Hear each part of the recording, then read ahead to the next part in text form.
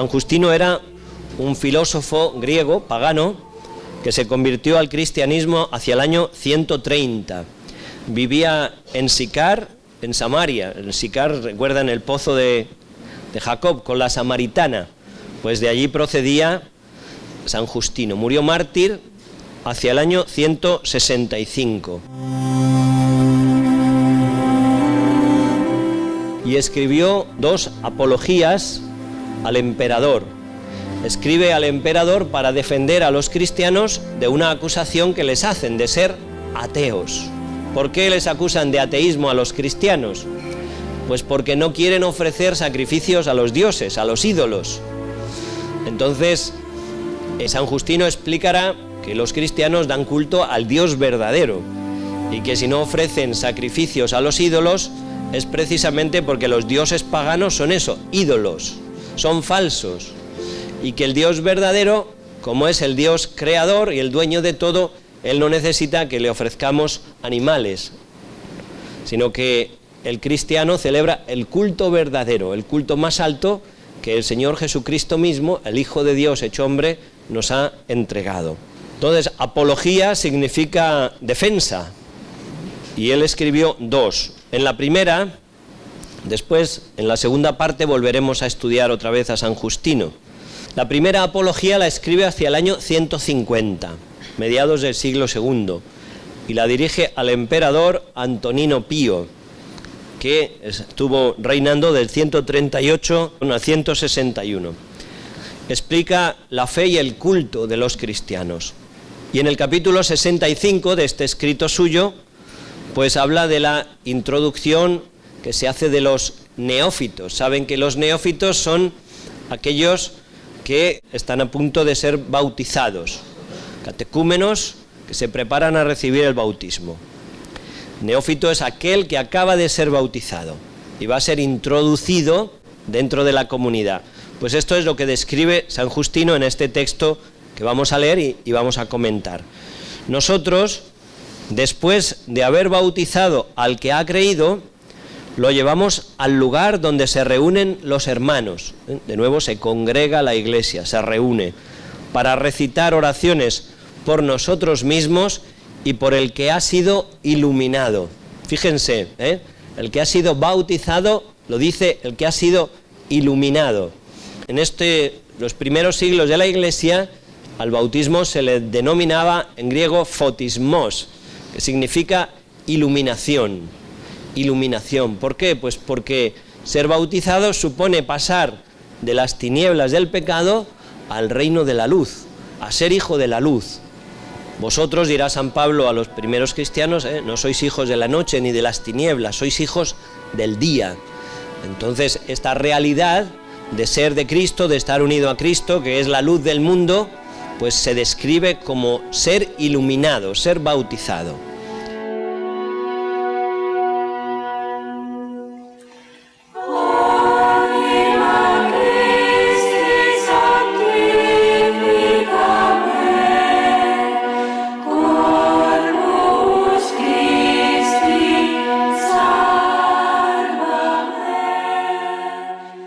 Pues para presentar oraciones por nosotros mismos, por el que ha sido iluminado o bautizado y por todos los demás esparcidos por el mundo.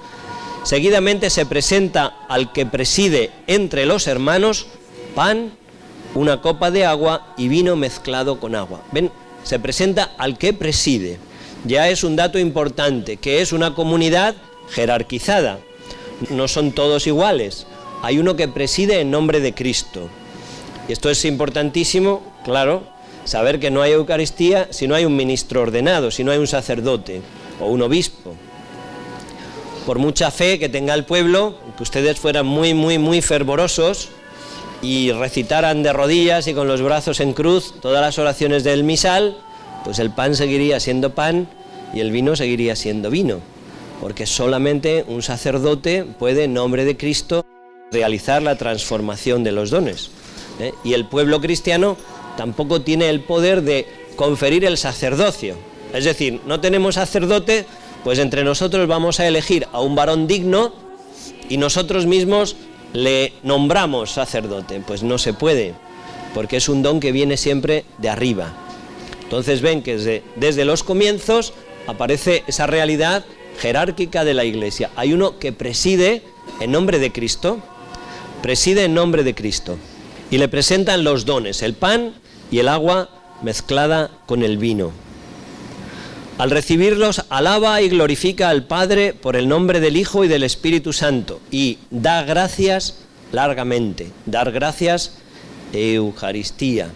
Al terminar las oraciones, todo el pueblo presente aclama diciendo amén. ¿Ven? Es una plegaria eucarística que no se describe cómo es, pero sí se describe que después de esa larga oración de acción de gracias del que preside, del sacerdote, el pueblo responde amén. También hoy, al final de la plegaria eucarística y de la doxología, por Cristo, con Él y en Él, pues todo el pueblo responde amén. Es la adhesión en la fe del pueblo que se une a lo que está realizando el sacerdote. Y dice así: los diáconos distribuyen entre los presentes el pan, el vino, que han sido eucaristizados. Fíjense, es el adjetivo que emplea. El pan y el vino han sido eucaristizados. Ya no son pan y vino normales. Y se reserva para los ausentes. Estamos en tiempos de persecución. Entonces había cristianos que estaban en la cárcel por confesar el nombre de Cristo. Y como ellos no podían asistir, pues los que estaban fuera, que estaban libres, celebran la Eucaristía, conservan el cuerpo de Cristo y lo llevan los diáconos a los que están ausentes, los que están enfermos, los que están presos.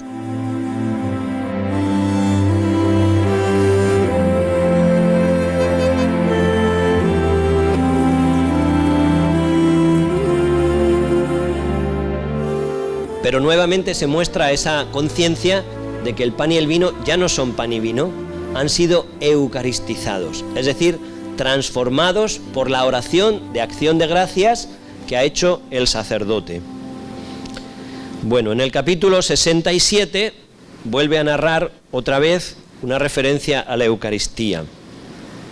El día llamado del sol, así lo llamaban al domingo los paganos, el día del sol. Después para el cristiano será el día del Señor. Tiene lugar la reunión en un mismo lugar de todos los que habitan en el campo o en la ciudad, eclesía, se congregan, se reúnen. Se leen las memorias de los apóstoles, hoy lo llamamos evangelios, ellos lo llaman las memorias de los apóstoles, y los escritos de los profetas, el Antiguo y el Nuevo Testamento. Ahora aquí hay una diferencia grande con nuestra misa, dice, tanto tiempo como es posible. No, eso ya no lo hacemos nosotros. Ellos no tenían prisa, se reunían y se leía allí, pues venga, a ver, profeta Isaías, allá que te va, profeta Malaquías, pues allá que te va, hasta que ya decían, bueno, ya hemos leído suficiente, ahora vamos a pasar ya a celebrar la Eucaristía. Pues tanto tiempo como es posible. O sea que la liturgia de la palabra ya se ve aquí. La liturgia de la palabra, se leen los profetas, el Antiguo Testamento, las memorias de los apóstoles, los evangelios. Cuando el lector ha terminado, el que preside toma la palabra para incitar y exhortar a la imitación de tan bellos ejemplos, la homilía.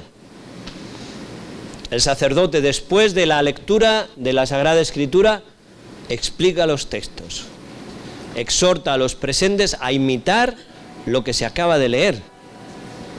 Así que ya tenemos la lectura de la Sagrada Escritura, la homilía del sacerdote, luego nos levantamos y todos juntos elevamos plegarias a Dios, la oración de los fieles. Estamos hablando de mediados del siglo II. Cuando hemos terminado de orar, se presenta pan, vino y agua, el ofertorio. El que preside, según el poder que posee, ¿ven?, se reconoce que el que ha sido ordenado, el que actúa en nombre de Cristo, tiene un poder que no tiene la asamblea.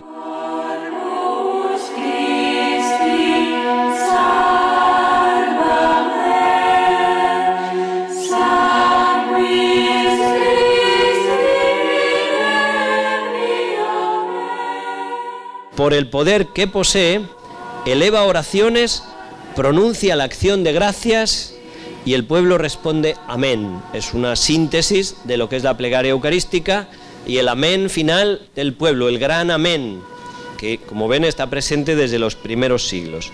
Sigue después la fracción del pan, la distribución de los alimentos eucaristizados. Por medio de los diáconos se envía también a los ausentes. Pues han visto cómo de forma muy resumida y muy breve, pero se nos ha dado una descripción de cómo es el esquema de celebración que tenemos hoy, porque es exactamente como ahora. Liturgia de la palabra, homilía, oración de los fieles, ofertorio, plegaria eucarística, comunión. Ven que es desde el siglo II el mismo esquema como celebramos ahora. Es importantísima la fidelidad del sacerdote y del pueblo a la celebración de la Eucaristía. Es una necedad que un sacerdote se invente los ritos, los gestos, las palabras, que diga, uy, ¿para qué vamos a repetir estas palabras de la consagración si siempre decimos lo mismo? La gente debe estar aburrida. Pero bueno, ¿a qué venimos aquí? Para ver un show nos vamos al circo. O vamos a una buena película, que además el actor es bastante mejor que usted como actor. Pero eso es pensar que el cura es el protagonista y el cura es un mero servidor. Y cuanto menos aparezca, mejor, porque él tiene que dejar lugar a Jesucristo, que es el protagonista de la misa. Y después comprender que la Iglesia no es la dueña de la liturgia ni de los sacramentos, sino que la Iglesia es servidora, que ha recibido del Señor.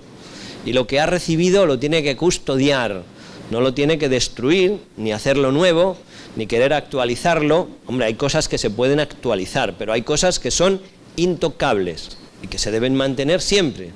Sobre todo las palabras de la institución, porque vienen de Cristo mismo. Así que resumiendo la enseñanza de San Justino, pues tenemos la reunión de la asamblea jerárquicamente constituida. Hay uno que preside.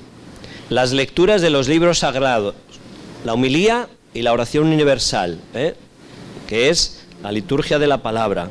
Presentación del pan y el vino, ofertorio, las oraciones que eucaristizan esos dones, que los transforman, que dejan de ser pan y vino comunes y los convierten en la carne, así lo dice San Justino en la Apología en el capítulo 66, que estos dones eucaristizados se convierten en la carne y la sangre de Jesús encarnado.